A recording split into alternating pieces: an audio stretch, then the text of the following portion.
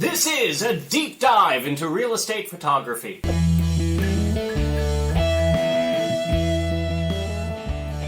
I'm here on location today in Townsville at my favorite sponsor's warehouse. This is bouncecoffee.com, and you can see the Golden Bean Awards that they've just won at the Australian Coffee Competition jangling in the wind above me. I'm going to take you into the roasting room to see this because they do roast all their coffee on location, fresh multiple times every week.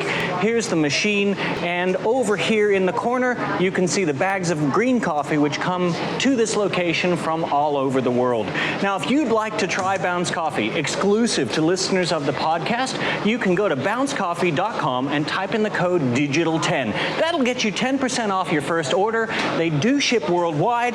My suggestion, Liquid Speed. This is their extra high caffeine blend for that get up and go, or in my case, to sell lots and lots of houses. Bouncecoffee.com, making the world a better place, one cup at a time.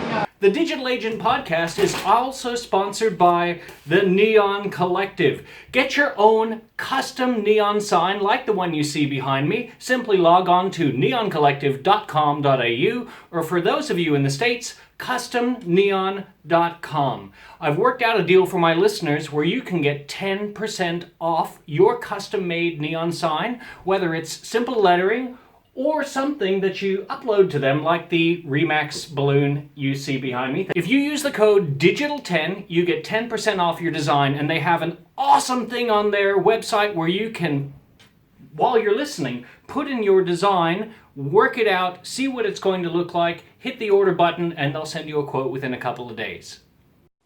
I'm Rob Levy. This is the Digital Agent Podcast, and today I'm here with Amy Hopes from Realscope, the longest running real estate photography company in the city of Brisbane here in Australia.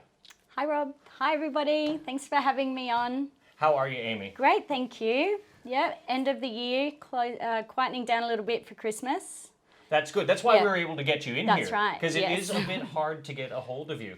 Right, so everyone stay tuned because we are going to end this with the top 5 tips for getting the most out of your real estate photo shoot.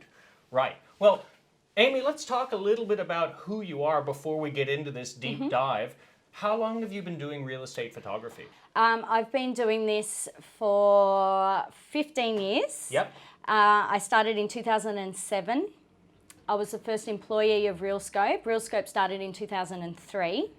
And so I've been doing that for the whole time. I bought the business only about 5 years ago though, in 2014. Wow, okay, so you started on the ground as a snapper running around and shooting photos of houses. Yes, that's right. So you would... Well, it was mainly floor plans when I first started. Really? Yeah, so Realscope started mainly doing floor plans for real estate. Photography wasn't a thing, you know, it was agents were still shooting on their phones or their own little Insta cameras, you know. So majority of our work was floor plans when I started, and then because I was a photographer, I sort of built up that side of the business as well, doing photography. So you've rode the wave as real estate photography came in, because traditional photography, well, it wouldn't have worked on the internet because back then there wasn't enough bandwidth to carry good quality photos. That's right. And you would have had to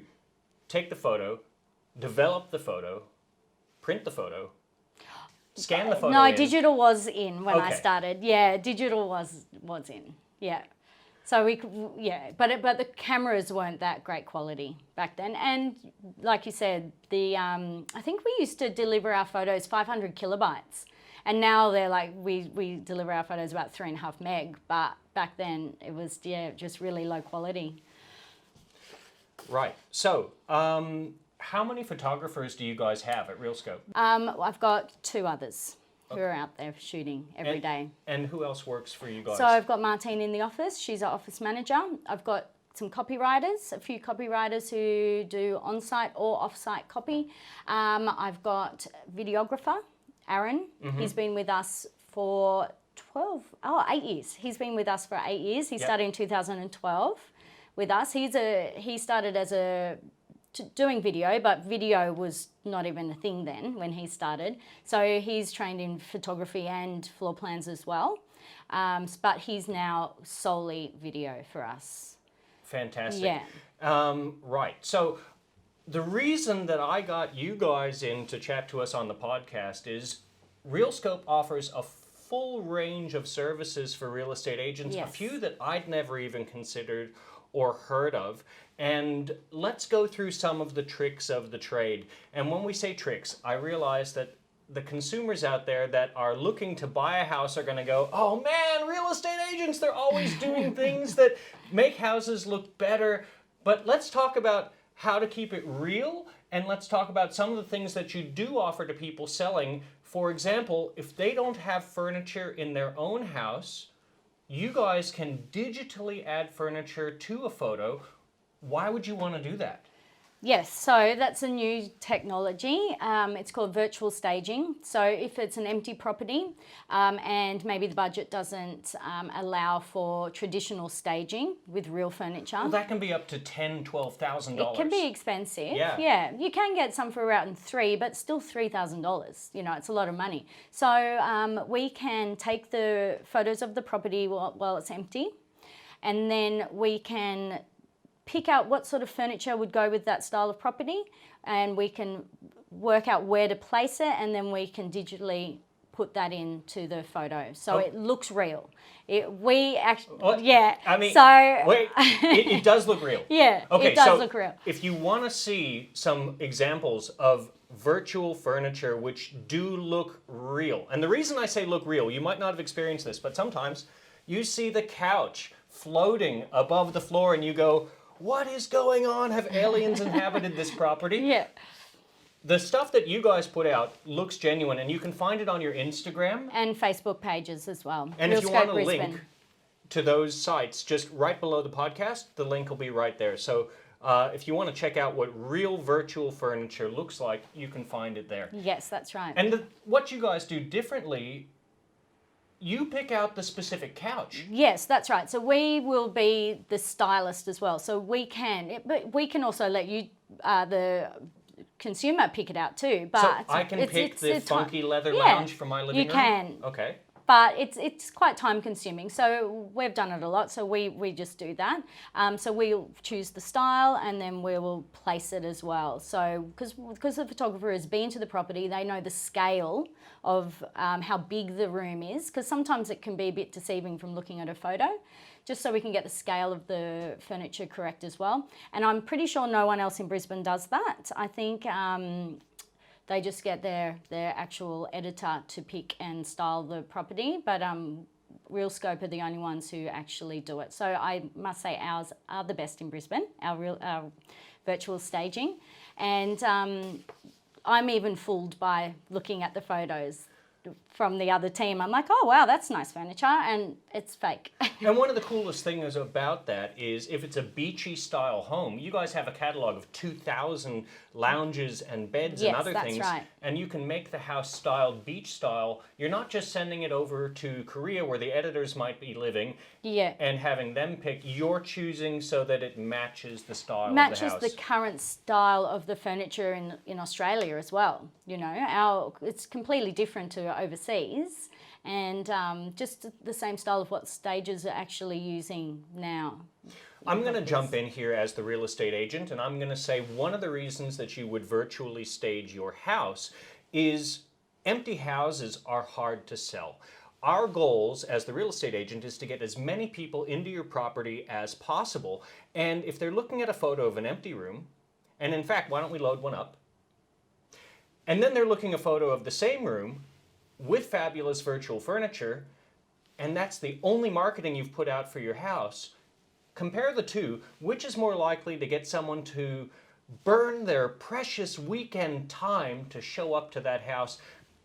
Clearly, it's the one with the furniture. So that investment of, what is it, about $88 per photo. $88 per photo could make you $10,000, $20,000, $30,000 more on the sale of your house, because you might get 10, 20, 30 more people in to see it. It seems like an absolute no-brainer. Yeah, absolutely. Well, when you consider you would only need to really stage 3 or 4 photos for an entire house. Yep. The master bedroom, the living, dining, kitchen area, the outdoor entertaining The area. patio, super important. Yeah, those 3. And then, there's usually 2 living areas in properties these days. So all the living areas, 1 bedroom and the outside area, 4 shots, $88 each, compared to staging a whole house, $3,000 plus. It sort of is a no-brainer because the photos get the people to the property, and then once they're there, they can see with their own eyes the size of the room, and it doesn't matter if there's no furniture really. When they get there, it's just getting them there, right? Well, sometimes my clients do say, this house had furniture in it, what's going on? And as the real estate agent, what I say is, guys, the family has just moved out, the house is ready to occupy. I know it looked awesome with furniture, but if you look at those photos on your phone, you can see how you would set up that house. Yeah, that's right. And it doesn't really detract from the sale of the property as much as some people think it might. Because our most important goal is to get people in that door. Now, speaking of getting people in the door and tricks, what about lenses? The number 2 complaint I hear from people is, you bloody real estate agents, you used a lens that made the bathroom look the size of the Taj Mahal. Are you guys doing that? So back in the olden days when I started, it was all about showing how big the room was and making it look even bigger. But now we don't do that. I know other photographers probably still do, but as a company, we don't do that because we know that the agents get in trouble. Yep. The buyers come to the property and they get angry at you, not us. They don't know who we are. So we don't want our clients to get in trouble. So we actually zoom in now, and to make it look what we look at with our own eyes, look at the back of the camera, and if it looks the same, we'll stick with that. We don't make things overly big anymore. But saying that, to get a bathroom shot when they're small, when you look with your own eyes, you can see the whole room clearly. But with a camera, you need to have a wide lens so the buyers can actually see the whole bathroom in one shot. You know, you have to do that. Otherwise, you're going to take a photo of a sink. Or a toilet. Or a toilet. So the wide angle lens is important for small rooms if you want to show the whole room in a shot. But with a big, large room, you don't need to make it look overly big. You can zoom in. We zoom in a bit now. Fantastic. Yeah. So, the way I shoot my houses, I like to make things this sort of real estate fantasy of things looking a little bit magical, like a painting. And that's why I'm pretty dedicated to doing dusk photography. And honestly, I've been doing dusk photography every single time for the last 400 houses I've sold. Right. Without exception. But you said to me earlier, dusk might not be right for every house. That's right. Tell me a little about that. So dusk is good, obviously, if you've got city views or any views with twinkling lights. That's a no-brainer. You should do a dusk shoot. But if you've got a property that hasn't got that many windows out the front, the gardens don't have outdoor lighting, and it's, it's just sort of a average looking place, or it's got no power. If there's no lights, if there's no point doing a dusk shoot. It's too dark. Yeah. So the other reason you would do a day shoot over a dusk is if you've got river or beautiful gardens looking out to a beach, Red Cliff, and you've got the view of the ocean. Yep. You don't want that dark. You want that bright and sunny, blue sky. That's true. If it's going to be a beachy feeling house and the emotive buyer wants to feel like they are in their bikini by the beach. Yeah, that's a day shoot. You don't want it cold and dusty. That happened once. I went all the way up to Dickie's Beach to do a shoot, and at a dusk shoot, and you couldn't really see the beach. It was dark, outside the windows, so you couldn't see the view. So I had to go back and do a day shoot as well because it was just defeat the purpose. The whole lifestyle aspect of the property was lost on a dusk shoot. The other reason you wouldn't do dusk is if you've got an apartment with no city views. The dusk shots are the best. The ones that you use are the outside ones. So looking back at the property with the lights on, that's the best for a dusk shoot. But if you've got an apartment that's way up on the 30th floor and you're outside, you can't even see the apartment. And if nobody else has their lights on in the apartment, you're shooting a dark building. So yeah, that's a bit of a waste of money, I think, the extra money it costs for a dusk shoot to do an apartment with no city views. And it's probably important to consider that we want to present the property in its best possible light. Yeah. And if the lighting isn't right for the property, there's no point in doing it. Yeah, that's right. Forget the extra cost of the photography at that hour. We need to get the place sold and think about the benefits of the property, not necessarily have the smooth purple dusk sky. Yeah. And you guys can fake that anyway. We these do, days. yeah. So we can do a beautiful day shoot. The gardens are lovely, beautiful blue sky, and if you just, usually it's just the front and the back shot that are amazing at dusk. So we can just edit that. We can make a day shoot looking like a dusk. We do the editing, we make the windows glow, we put a dusky sky in, we do some shadowing. I actually wanted to talk to you about that specifically because one of the reasons I do dusk shoots, and now we're going to dive into some of the technical details of real estate photography, so this is going to get scientific. When we're shooting a room like this, it's rather dark. If I had one of these windows open, it would be blasted with sunlight. All you would see is just a white blur. But the human eye can adjust and see what's going on outside as well as what's going on inside. So with my previous photographers, we tended to do dusk, otherwise we wouldn't be able to see what the human eye can see. Right. But That's how right. do you guys get around that during a day shoot? So yeah, that you're right. At dusk, the outside light is similar to the inside light, so it's all nice and even. Yep.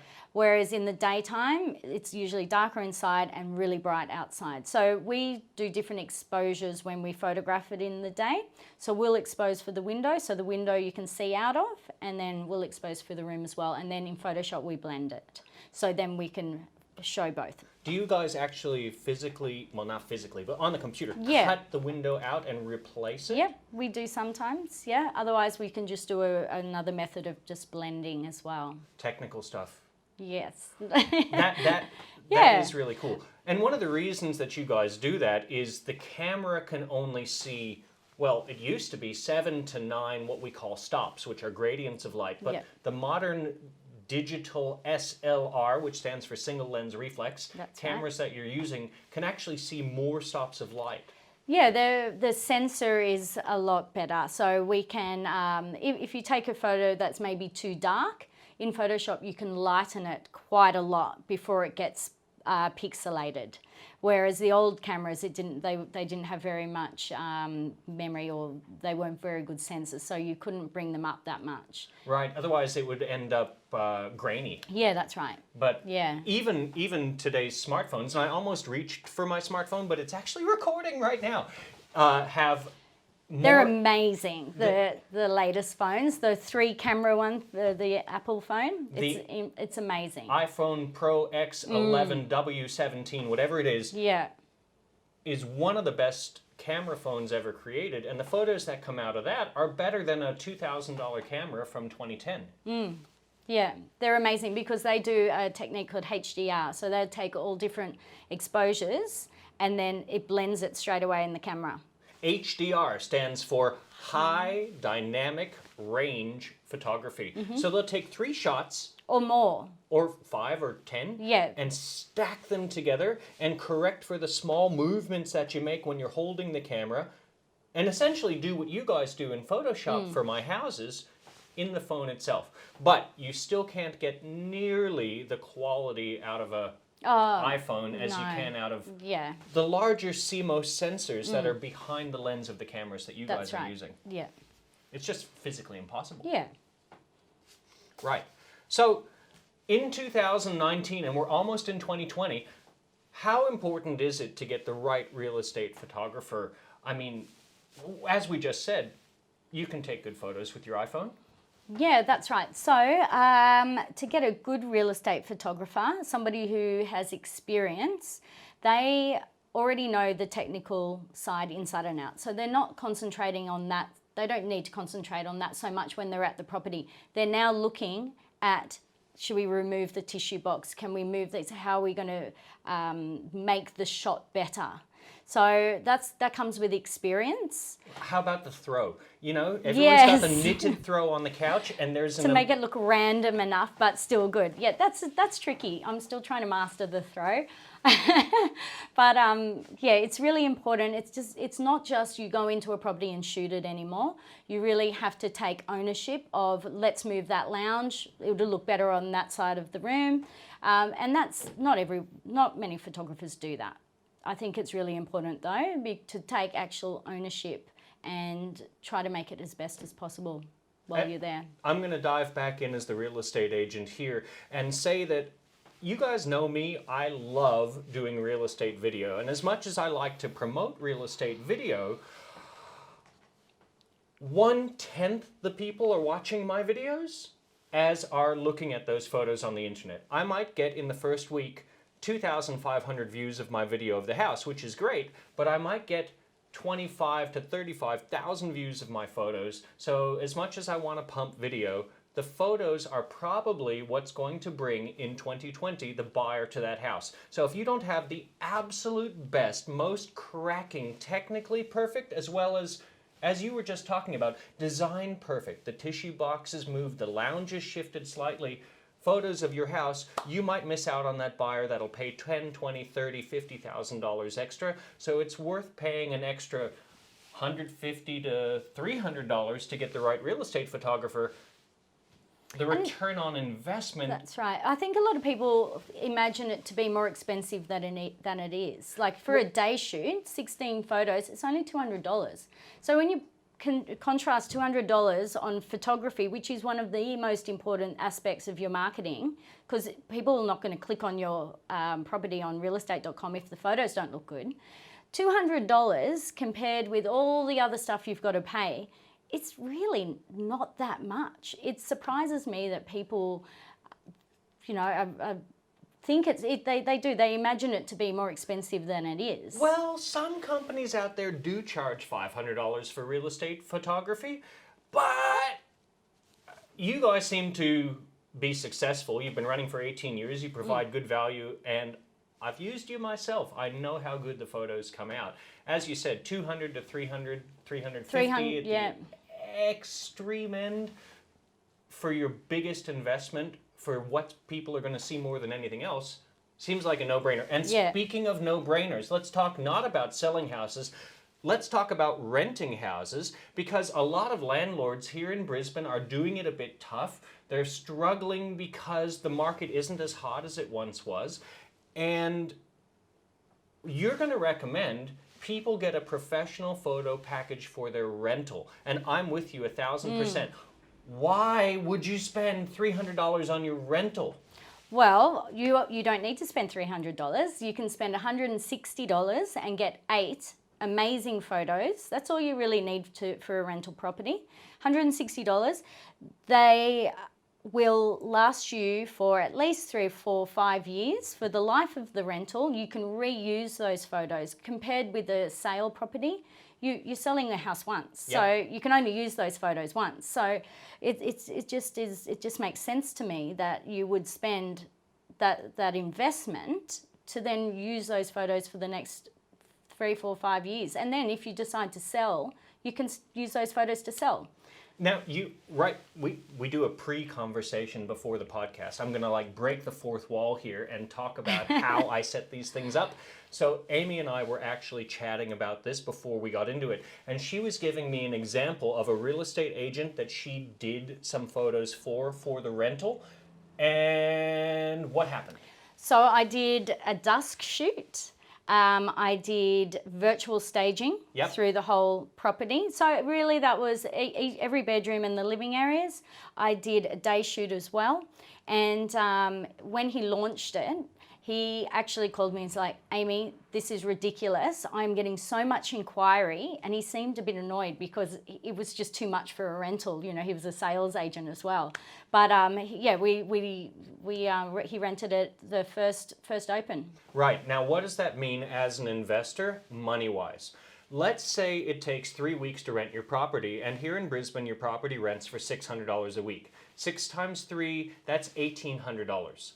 Let's say instead you go in with the fabulous photo package. You get twilight shoots, you get virtual staging, say 4 times 8. Let's say you invest the crazy amount of $500 or $600 in your photos.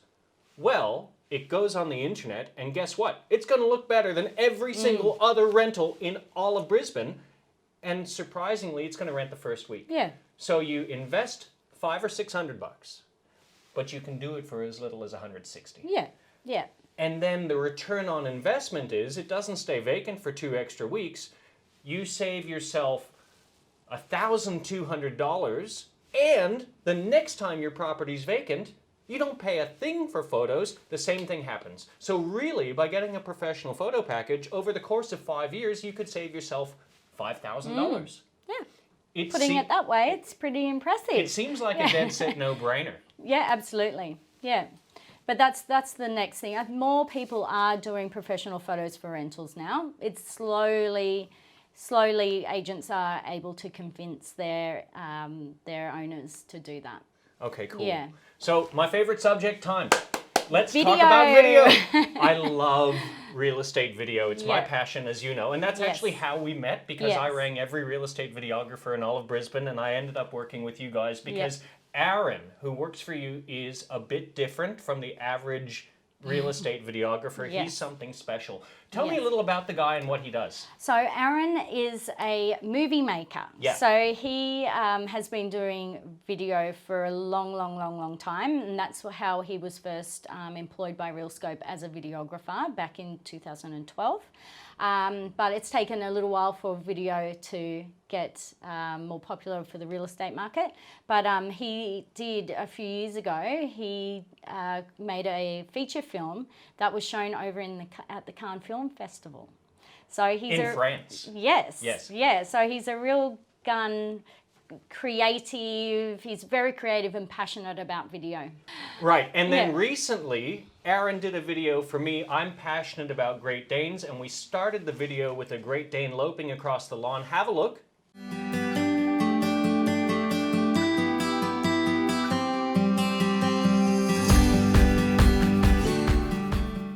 That video ended up with 25,000 views in the first week.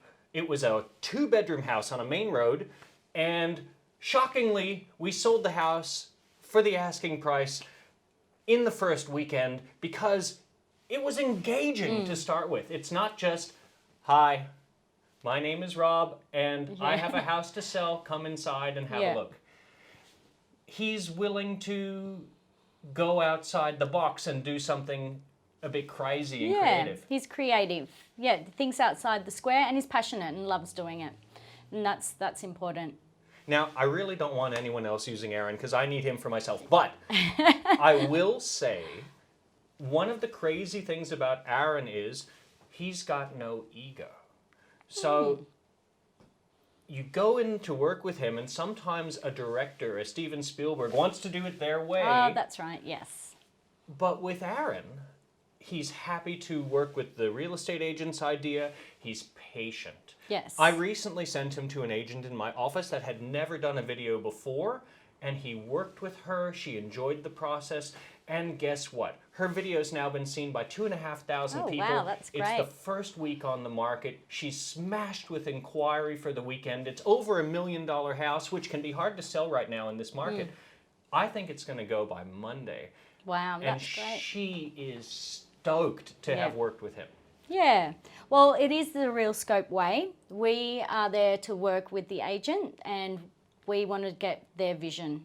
That's what we're there for. So we want to ask all the questions, make sure we understand what their final product, what they want, and we try our best to get that for them. Right. Now, we have one more thing to discuss before we get to the top 5 tips on how to get the most out of your real estate videographer. And that is 3D tours and Matterport, and that is something that I'm just getting into myself. Why would you do a 3D tour of a property, and what does that mean, really? So 3D tours and Matterport, they're two different things. Matterport is a really amazing quality 3D interactive floor plan and tour. So you can even use it for VR, virtual reality as well. So I can put on my goggles and spin and look around the house. Yeah, so you can feel like you're there, you can look up, you can look around, and you can just do it without the VR as well. You can just click on the dots and you can walk through the house. So Matterport, what you see is what you get. You can't edit Matterport. So that's the beauty of it. You can actually rent a property sight unseen with a Matterport tour. I know a lot of agents do that for international investors or interstate investors as well. You can also sell because what you see is what you get. You can't edit it. So that's the benefit of Matterport. 3D tours, it's a different camera. It's a lot faster. Matterport can take up to 2 hours to scan a house. Yeah, and it's expensive because you're paying for the time.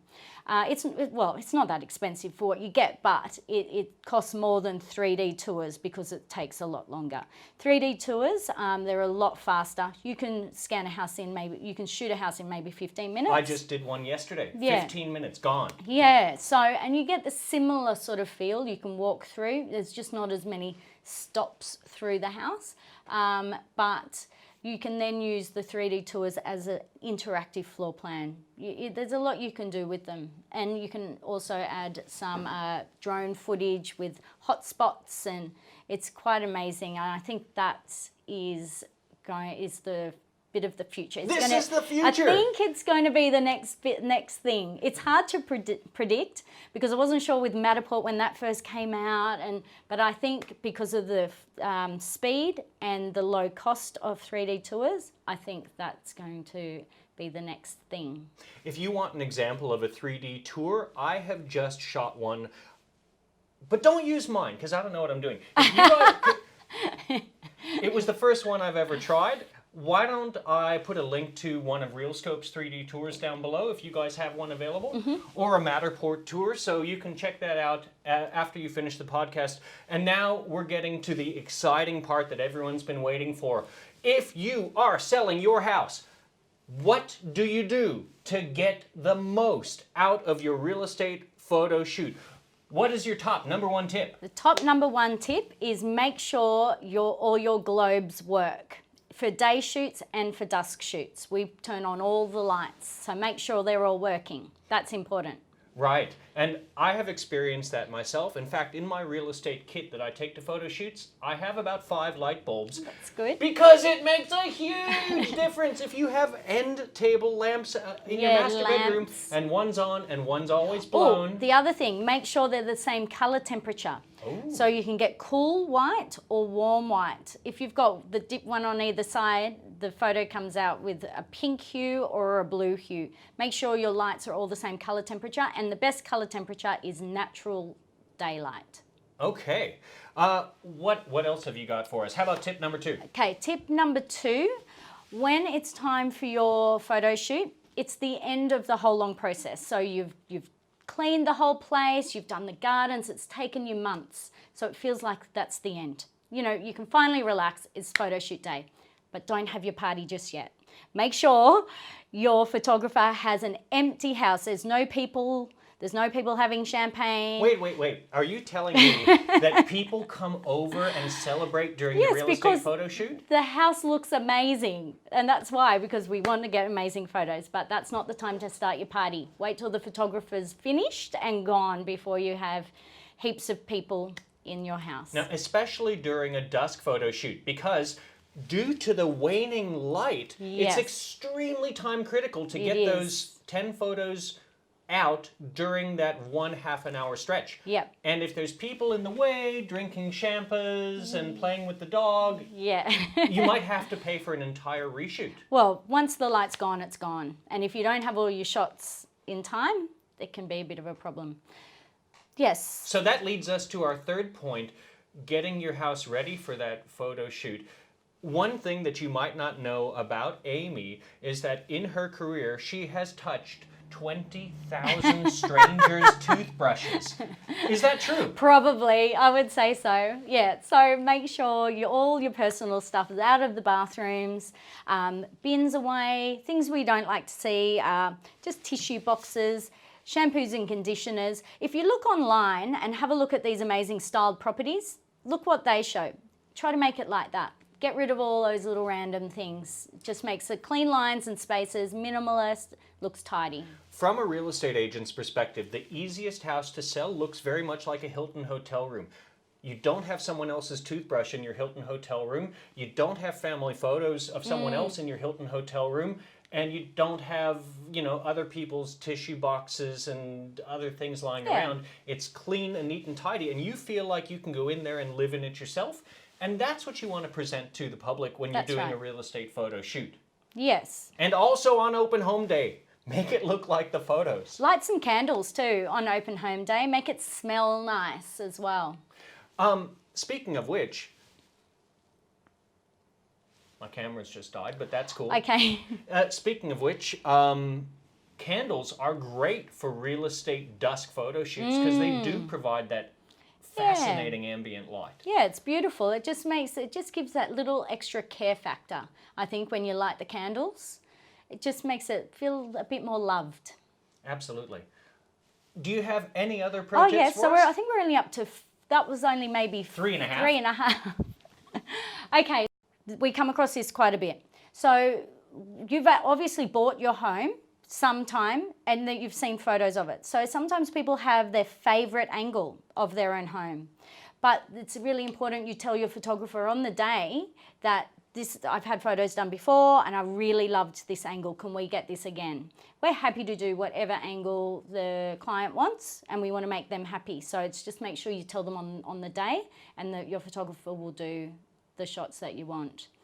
It's better to get the photos you want while they're there before they leave. Okay, and I'm going to jump in with the 5th pro tip, which has to do with my favorite part of real estate, which is your dog. Please, please keep Fluffy out of the photos because sometimes we are running around on a tight schedule and I love dogs, you love dogs, but your buyer that's going to pay the extra $30,000 for your house might hate dogs. We just want to make sure that dog's not in the photo. Yeah, just make sure it's pleasing to the majority of people. Even just those few people who dislike cats or dogs, they may not want to come to your property if you've got animals there. But saying that, some of my favorite shots that I've done have been maybe a dog at the front door or a cat sitting at the front door of the house or on the lounge. I love them. But you've just got to make sure your agent's happy with having... Absolutely. And in fact, we know some agents that specifically bring their dog to the property to enhance the photo shoot, but generally it's not sitting on the lounge. No, not in every shot either. Maybe one cute shot, but just one. Well, that's your 5 tips for how to get the most out of your real estate photographer. Today we had the fabulous Amy Hopes from Realscope on the Digital Agent Podcast with us. Her information is below if you want to get in touch with her company. Hey, if you're just a member of the public, do you have to go through an agent to talk to you guys? No, actually, it's quite surprising. We do a lot of private shoots, so not through an agent, just homeowners. It's becoming a lot more popular. It's amazing. We've got a graph and it's consistently getting more and more every single year. Great. So you can get the photos shot yourself and then shop them to your favorite real estate agent. Or just make sure you ask them to get Realscope to do your shoot. That's the easy way to do it. Fabulous, Amy. Well, thank you so much for coming along. Boom! Stay targeted, ladies and gentlemen, and make sure you get the world's best professional photography for your house.